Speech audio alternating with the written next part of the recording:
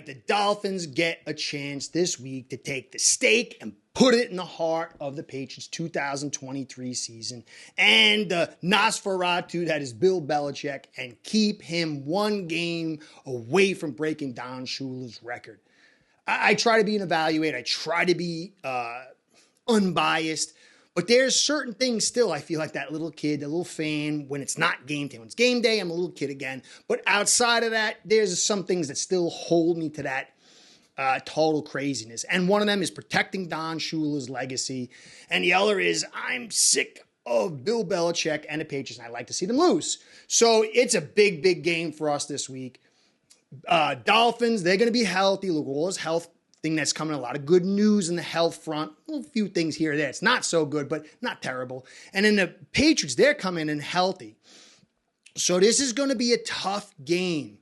But if the Dolphins can beat the Patriots and beat them in a resounding way, the stink of last week, whatever you want to call it, refs, not refs, combination of refs and us doing this or whatever, is going to be washed away. And then we get to see what it looks like in my home country, well, my ancestors, Germany, against the Chiefs. And if the Dolphins beat the Patriots and put finito on his season and then beat the Chiefs, we'll be number one in a strong way in the AFC East and the AFC. And who cares about the Eagles game? It will be a long forgotten memory, and that's the hope.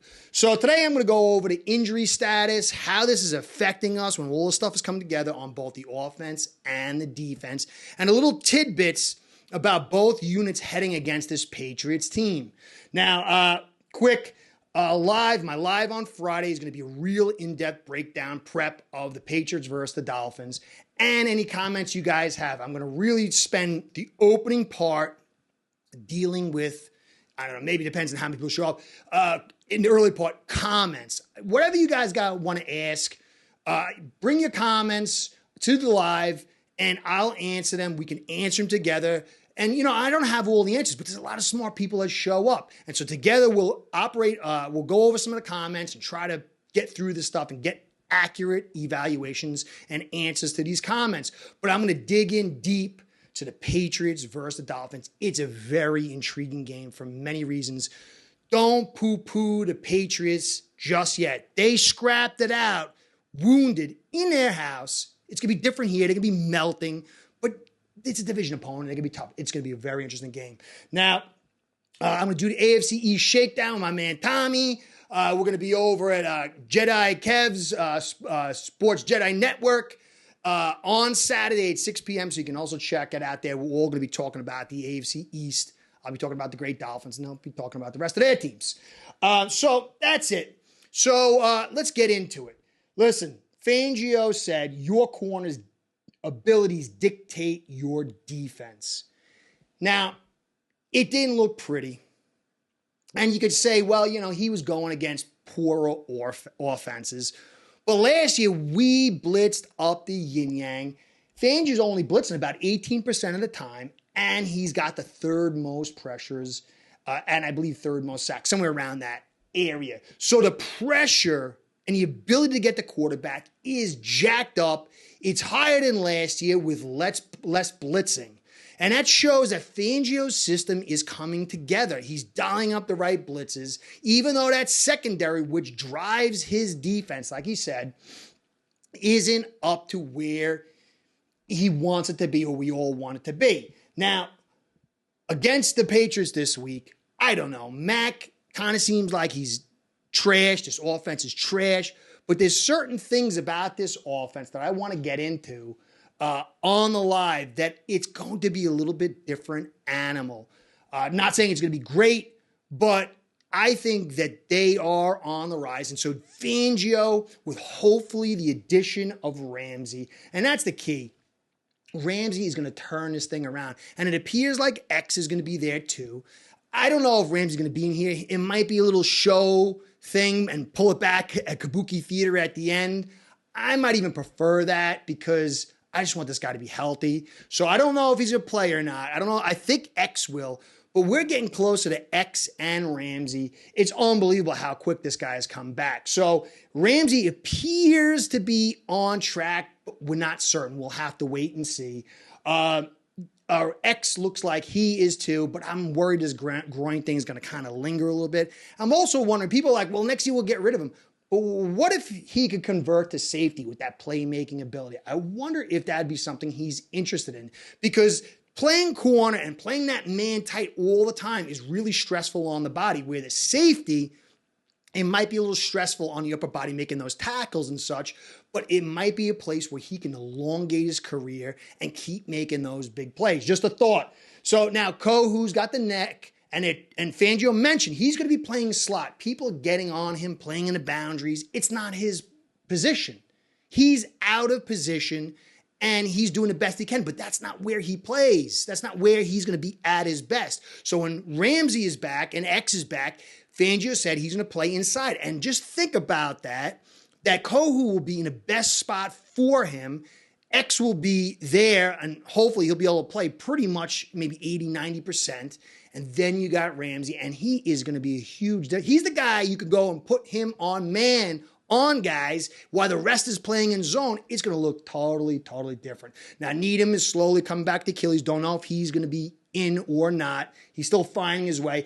Now, a little bit of a concern is Holland. Now, him and Long banged into each other. Long was pulled out because they thought it was a concussion, but it was evaluated not to be a concussion. Holland kept on playing, but it was evaluated to be a concussion next day with post-concussion syndrome.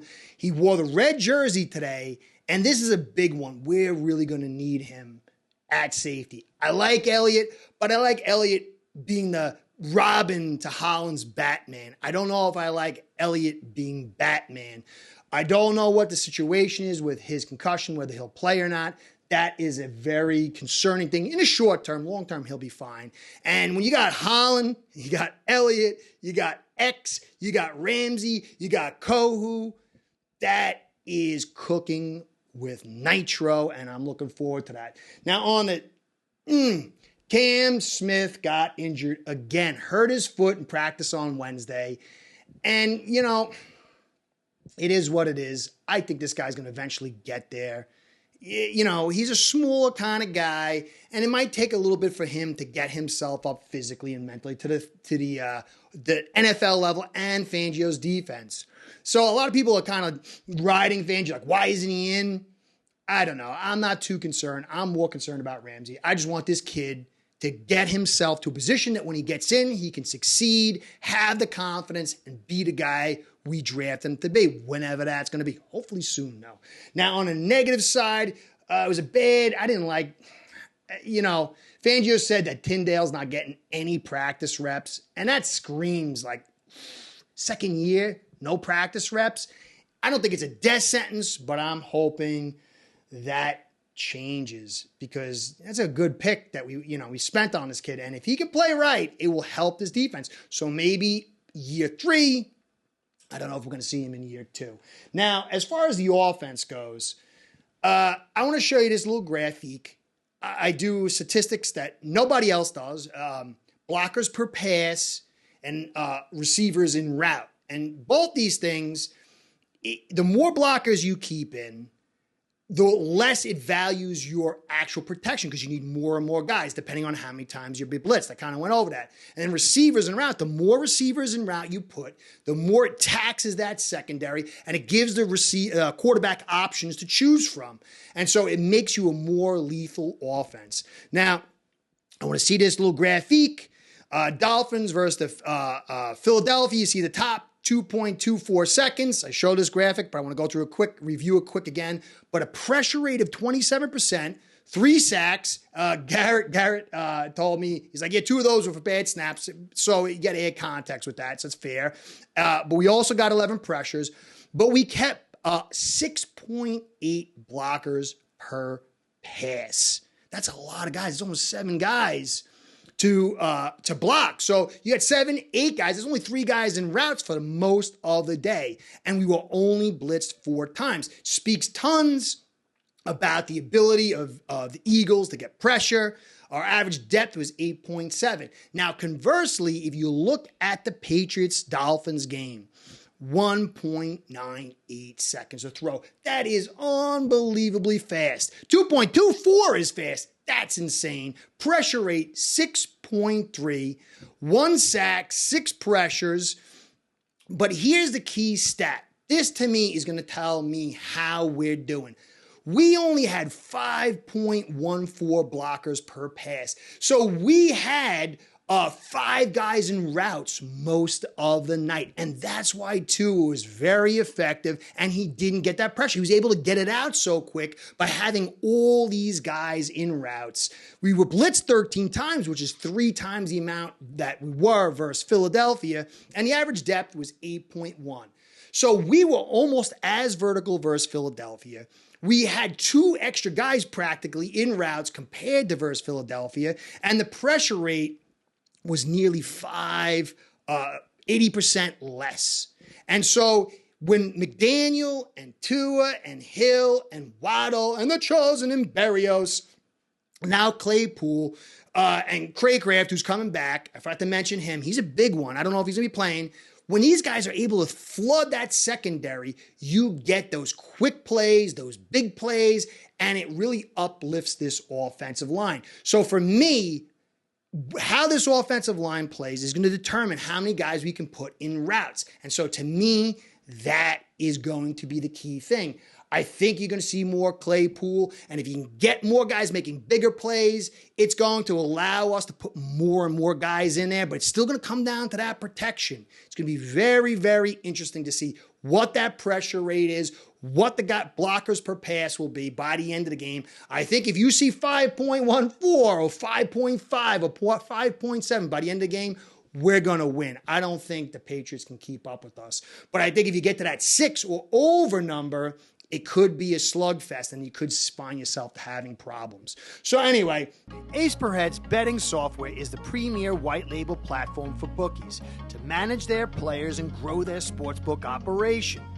Click the link in the description below to get set up in minutes.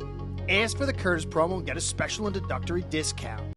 Now, on the offense, the great news is Hill's not injured. They checked him, his hip wasn't structural. They're a little concerned about the tissue. He said he's playing. They said he's probably playing. We'll have to see. You never know. It could be some more of that kabuki theater. If he's in, I love our chances. If he's not, it's going to be hard for us to put those guys into routes. And I think it's going to put the weight, obviously, towards the Patriots side. This guy changes. Hill and Waddle create that leverage to his ability to throw with quick release, creates that depth and short time of release. And then McDaniel does all the stuff, but it starts with Hill. Hill's the guy that drives the whole thing. Now, Easy looks like he's making his way back. It would be good to see what we can do with him. Connor is big. Eichenberg, I've said enough about him. Connor being back, even without Tehran, is going to alter our ability to run the football. And that's how we broke it open last time with that big run by Mostert, where Connor and Hunt cracked it open and Hunt went to the second level and got that big run. We need to run the football, and Connor is going. To me, if Connor's in, Hunt is in, Lamb is in, I think we might be able to navigate the waters. This is a tough front, but they're not going to have Jude on, so it'll be very interesting. Now, Ingold's back too. We missed him too. He plays a very big part for us. And Mostert, he had the ankle. He's back as well. Huge piece, obviously, as well. Now, Wynn won't be back for a while. The talk is that it's a bad quad injury. It's going to be a long road for him. And while I don't think he's the greatest thing since sliced bread, he is a step above anything we have right now at left guard. Although I really like Jones, Robert Jones. I've been high on him for a year and a half now, maybe 2. And I think he's looking like he's fully back. So will he get a chance at that left guard spot? I really like him at inside zone. I like his ability to be tough at the point of attack. He's not as mobile as Eichenberg. He's not as mobile as Cotton. But that size does play a huge advantage. So that left guard thing will be very, very interesting. But Wynn's going to be gone for a while. So it'll be interesting to see if McDaniel and Greer do something to bring something in here or who they choose at the left guard spot. That is going to be very, very curious. Anyway, guys, that's the roundup. Remember live Friday night, 10 p.m. We'll get into it. Bring your questions. I'm going to dig into the numbers. I'll try to get some film for you and go over and look at what this Patriots team's doing, what we're doing, see if I can find something interesting for you. So, guys, catch you next time. Be well. See you soon. Go Fins. Start building your own online sportsbook today by getting signed up with aceperhead.com service that'll allow you to book action on sports from all around the world.